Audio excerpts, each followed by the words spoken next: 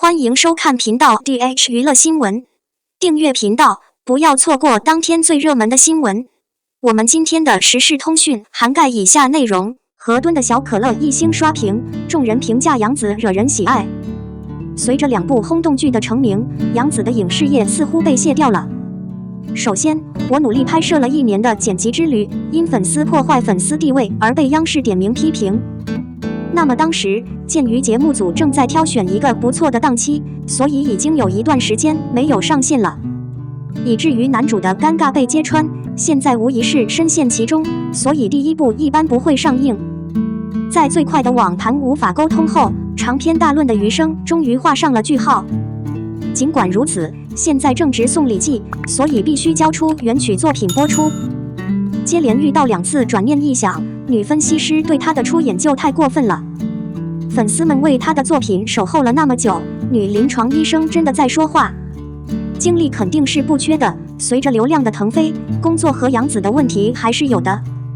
剧集被指与正能量题材谈情说爱，杨紫则一遍遍吐槽自己的演技，最终没过及格线就完成了采集。目前时隔1年，可怜人的最后8集已经作为新剧播出。河敦的小可乐红牌时被1星刷屏，人群对舞台上成群结队的传输感到失望。可惜第1段到最近才继续，杨紫的展览再次被提及。这些低分评估中有相当一部分与节目无关，完全是因为剧迷们被舞台上的活跃所激怒，因为现在一部剧集的集数不能超过40集。随后，一般大部头如星光璀璨、沉香如碎等都会提前安排分成2部分，它始终如一的传达，但女临床医生却不是。开头那段想都没想就完结了，很多剧情都没有交代。说到理不顺的地步，那是1年后的事了。冠军赫顿的剧情才刚刚展现出来，闯入模式太过火爆了。接下来的一点是，鉴于初始部分的分数并不高，作为合拍的第2部电影，正常情况下与正片密不可分，这次的差评显然有过之而无不及。最后一点，从引进一个小明星到成为名嘴女主播，都是存在于杨紫身上的争夺。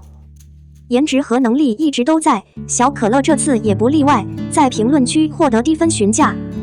好在有1星刷屏，4、5星的长评和点赞同样是诚意满满。该剧以修补为主，赫顿看视频落泪，与井柏然的情侣戏套路。赫顿的工作和之前杨紫饰演的小 P 还完全不一样。他精力充沛但不感兴趣，从他身上应该可以看出熟练的细致。同时，我也能感受到他的隔阂，所以对于演哭戏，杨紫饰演的河顿不像林之孝那样哭得惨不忍睹。他望着那些日子不多的病人，依然在镜头下有效地面对未来。讨论他死后发生的事情非常安静。他看了一眼，眼泪从他的眼眶里滚落下来。然后就在这时，镜头拉远了，他左右看了看旁边的空位，突然感觉到，由于收集以情绪健康为中心，因此常规中心正在恢复。河敦和钱凯怡这对年轻的情侣，在遭遇别人的算计后，终于牵手描绘了他们的未来。少年们一起散步时相互接触的行为，是热恋期的不成熟表现。有低分的调查，通常会有真正喜欢这个节目的人。不少观众表示，这部剧没有明星太可惜了，人物故事太催泪了。杨紫和井柏然在一起的时间已经没有潜力了，彼此也不是陌生人。杨紫跳出自己一贯的熟悉范围，测试自己的实力困难，这是一种意想不到但又美妙的享受。这种播出方式虽然有割韭菜的意义，但基本上是送完了，之前的剧情疑问也都尘埃落定了。02肖战3部重磅作品同时登上重量级榜单，颜值再次得到保证。最近，一个社交平台公布了影视作品中的角色特征列表。本次评选中，精心策划了2年后的多部现象级影视作品，而肖战也有3部作品入围本次评选。名单上的角色是斗罗大陆唐三、余生请指教顾威、职业部队顾一夜。很显然，由于肖战这2年的出演工作都已告一段落，让人忍不住吐槽一下肖战的实力和主持节目的能力。你要明白，别人上榜已经很不错了，而肖战都在榜单上，这样的结果就足以说明一切了。此外，肖战的消息在另一位艺人全力投稿的博客合作名单中也尤为突出。虽然他的发布内容量并不是最多的，但从单独合作来看，肖战的人脉量绝对是一流的。人脉之多，不仅反映了肖战在社会上的显赫地位，也反映出越来越多的演艺圈人士喜欢他、支持他。同样，在看到肖战这2年的每一个作品都被淘汰之后，粉丝们纷纷留下了赞赏的话语，同时也满怀诚意地表示会一直守护肖战这个艺人。永远的守望者艺人肖战，虽然有几句短短的话，却传达了一致的目标：一切平等。作为一名优秀的青春艺人，肖战能够得到无数人的帮助，完全与他自身的伟大有关。因为无论从哪个角度，你都能在肖战身上找到前所未有的东西，从他的成就到他的性格，再到能力、工作难度等。更何况，肖战对演艺事业的认真态度，对演好每一场戏的把握，同样精彩。尤其是走出荧屏，踏上另一趟征途。令人难以置信的麻烦表演展览的方式，反映了他对表演职业的不懈追求。这种追求使他获得了越来越高的地位，也使他在演艺事业上取得了非凡的成就，巨大的潜在成果。事实证明，对于拥有无限可能的肖战来说，现在的成就当然不是终点，更像是另一个高潮。冲突前难免外出，海量粉丝会围观，尽量陪他走，直到时间的尽头。03，你好，星期六终于迎来来客，又好玩又大气，何炅开心多了。爱妻良心行即将上映，攻城略地2中的几位兄妹也将重回大湾仔之夜2。每个节目都有宏伟的项目和强大的观众的原因。显然，不断刷新的剧场版你好，星期六也是最能满足人群日常需求的。对比幸福大本营，不同的趣味游戏让他们忍俊不禁。除了普通主持人何炅，还有冯曦、谭健次、王鹤棣等常客，同样会有不同的明星参与，为节目加油。只是知名度不高，就剧场版而言，这也是公平的。而且，眼下又一档节目要来了，其中一位绝对不是传统明星张艺兴。这部剧播出后，他的知名度一直在上升，奔跑吧和中餐馆6都被他扼杀了。继续说，这一集的评价是不是很高？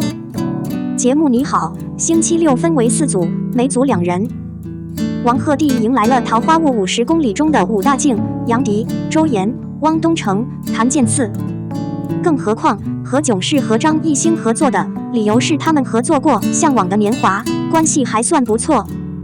这一次，他们为自己挑选了一个多么幸运的组合，看起来非常有创意。尽管张艺兴上节目很有意思，但还是有些忐忑。好在在不同的剧场版中早有准备。他的性格非常有趣，并且一直声名狼藉。校长曾是一个大考，大家说出自己需要的回应，而其他人则用正确的语言表达自己的观点，开更多的玩笑。在张艺兴被这么搞的时候，当我得知有关英雄的信息时，他完全惊呆了。在何教官的指点下，他讨论了老九门，却怎么也想不起来，因为他从来没有演过这样的戏。王鹤棣在一旁喊道：“学弟学妹。”谭健次也立即加了一句：“好先生。”张艺兴扫了个眉头，他怎么会不记得他的戏？更重要的是，他经常被打耳光。主要是张艺兴是个很有骨气的人，他的展演真是堪称完美，哈哈哈之声四起。最终，张艺兴和武大靖产生了心理上的挑战。他需要转移自己的注意力，武大靖却客客气气地说了几个基本的增量。就在张艺兴急需澄清的时候，他的偷渡客又回来了。一开始8的倍数，武大靖说8，然后1的倍数，武大靖面无表情地回答8。直到王鹤棣回过神来说他剥削了你，我在屏幕前哈哈大笑。显然张艺兴不是故意的，他只是被剧场版王者感动了。他居然还记得杨迪在电视上用粉扑回绝别人，张艺兴被打成橘子，脸蛋橘黄的，居然还咧嘴一笑，怎么看都不是明星。作为剧场版，张艺兴格外有幸受到这样的剧场版的欢迎，他的实力和气势是毋庸置疑的。在动手动脚这一段，他展现了张 PD 的实力，让大家看到了他的沙巴敲。张艺兴同样拿出了自己的新合集。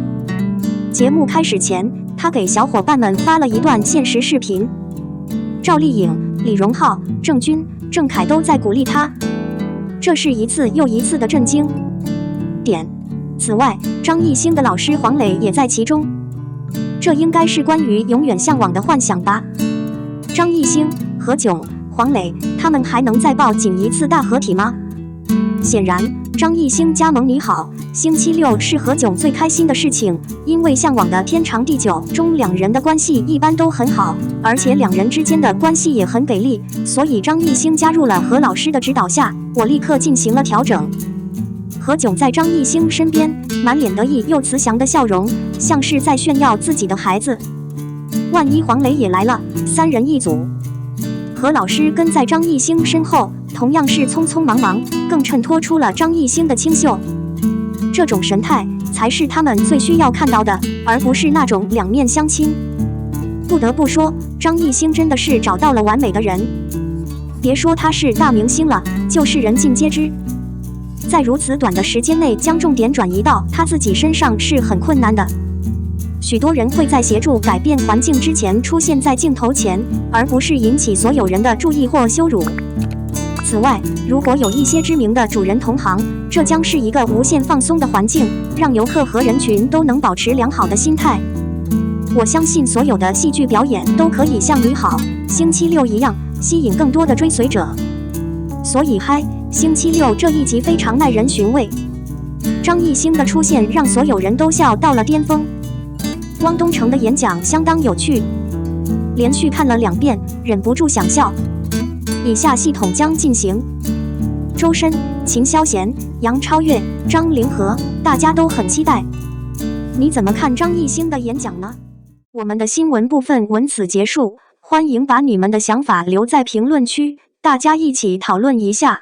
欢迎，也别忘了帮我点个赞加关注谢谢大家。